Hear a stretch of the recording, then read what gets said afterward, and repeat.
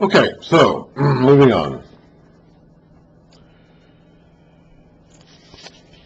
2 Kings 12, verse 4. We've made 3 verses in the last 15 minutes. Joash said to the priests, now this is obviously an adult Joash. We don't know when exactly this is happening, but this is sometime in his young adulthood.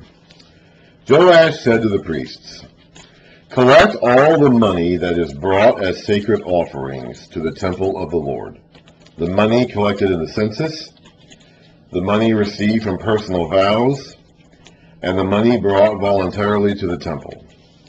Let every priest receive the money from one of the treasurers, and let it be used to repair whatever damage is found in the temple. This is in the 830s or so, or actually no, it'd be beyond that. It'd be probably about the let's say about 820 BC. The temple was built over 150 or so years earlier. So it's an 150-year-old structure, and it probably needs some repairs. So it's made out of stone, but there's a lot of, cedar and gold paneling in there and all that, and it needs to be repaired. What are these sources of income he's talking about? Okay, so the census, I lost my place. He says 3 things here. The money collected in the census, the money received from personal vows, and the money brought voluntarily to the temple. The money brought voluntarily to the temple is free will offerings. People could do that at any time. Whatever money they brought to the temple as just a voluntary free will offering, that was that. The census is the instructions for the census are in Exodus 30. Exodus 30 in verse 11. Then the Lord said to Moses, when you take a census of the Israelites to count them, each one must pay the Lord a ransom for his life at the time he is counted. Then no plague will come on them when you number them. Remember how David tried to make a census and a plague happened? There was something about David's demeanor during that census taking was displeasing to God. And a plague came on them. Then no plague will come on them when you number them. Each one who crosses over to those already counted is to give a half shekel, according to the sanctuary shekel, which weighs 20 gerahs. I don't know. I don't know what these units of measurement mean. That we have equivalent units down there in our footnotes, so I'm not too worried about that. This half shekel is an offering to the Lord. All who cross over, those 20 years old or more, that's military age. This is effectively a military census. Are to give, and that means it's males only, by the way, are to give an offering to the Lord. The rich are not to give more than half a shekel, and the poor are not to give less, when you make the offering to the Lord to atone for your lives. Receive the atonement money from the Israelites and use it for the service of the tent of meeting. It will be a memorial for the Israelites before the Lord, making atonement for your lives. Now, that was an instruction to Moses. I don't know how often they conducted this census. David tried to conduct a census like this in his day. I read about that in Samuel and in Chronicles. And he made a mistake doing it somehow. So there was some kind of a census that they undertook where men of military age paid a half a shekel to ransom themselves. I'm not entirely clear how frequently the census was taken, but it was a concept in their culture.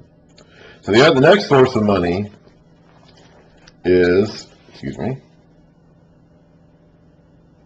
the money received from personal vows. That goes to the end of Leviticus. Leviticus 27, beginning of the chapter. The Lord said to Moses, speak to the Israelites and say to them, if anyone makes a special vow to dedicate persons to the Lord by giving equivalent values, set the value of a male between the ages of 20 and 60 at 50 shekels of silver, according to the sanctuary shekel, and if it is a female, set her value at 30 shekels. So economically, women were worth less. And that's consistent all the way down through this section. And he goes on and gives a various number of shekels depending on the age of the person or whatever. And there's also stuff about animals, how to dedicate an animal for shekels. That's the vow they're talking about, was the sort of money you paid upon making dedicating a vow or a special person to the Lord. And then the other source of income was just voluntary free will offerings. You just come to the temple and give whatever you have.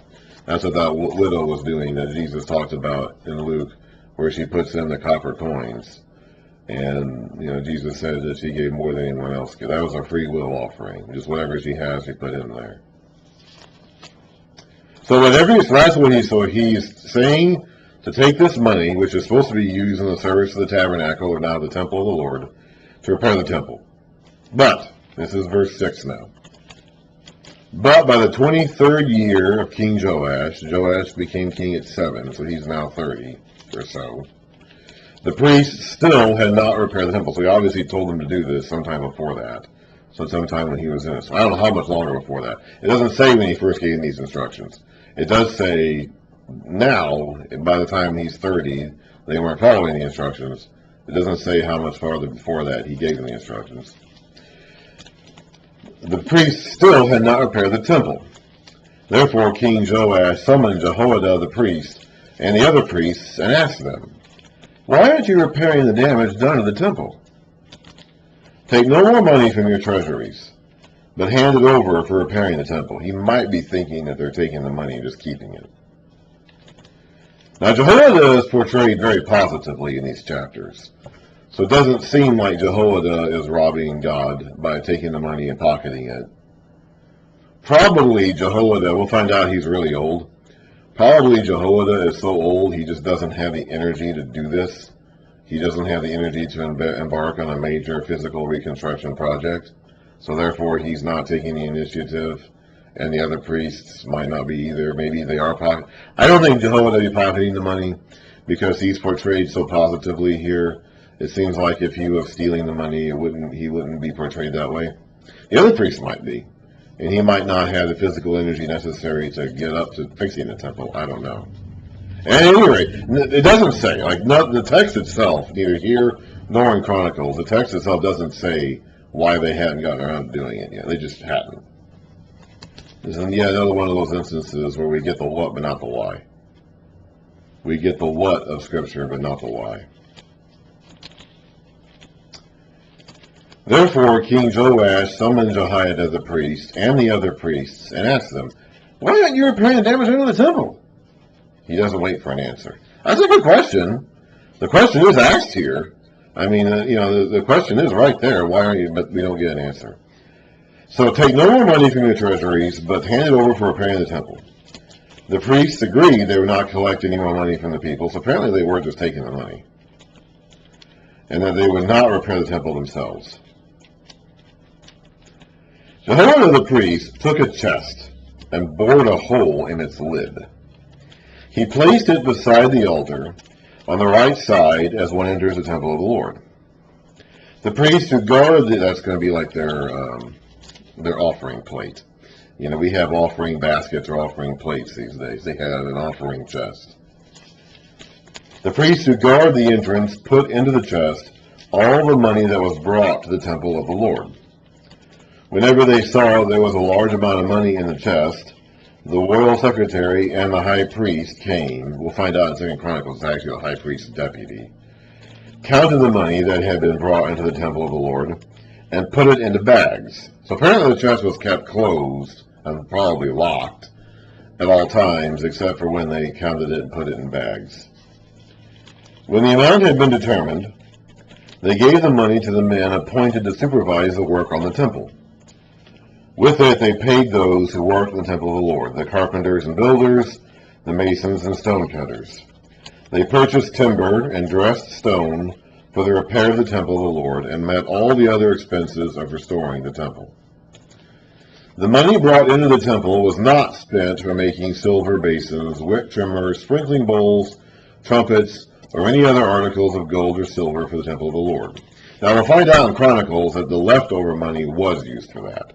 So it could be the priests were trying to prioritize the money to go to these things rather than the temple itself. And these things were important, but they were a secondary priority. The building itself was top priority. I don't really know. The text itself doesn't explicitly say that, but it's possible there's a connection there. It was paid to the workmen who used it. The money was paid to the workmen who used it to repair the temple. They did not require an accounting from those to whom they gave the money to pay the workers, because they acted with complete honesty. The money from the guilt offerings and sin offerings was not brought to the temple of the Lord. It belonged to the priests. So Joash has not redirected all the funds to this project. The priests do get other funds, the money from the offering collections. About this time, actually, I don't want to go into that yet. Let's go and read the 2 Chronicles account of the repairing of the temple. This is 2 Chronicles 24.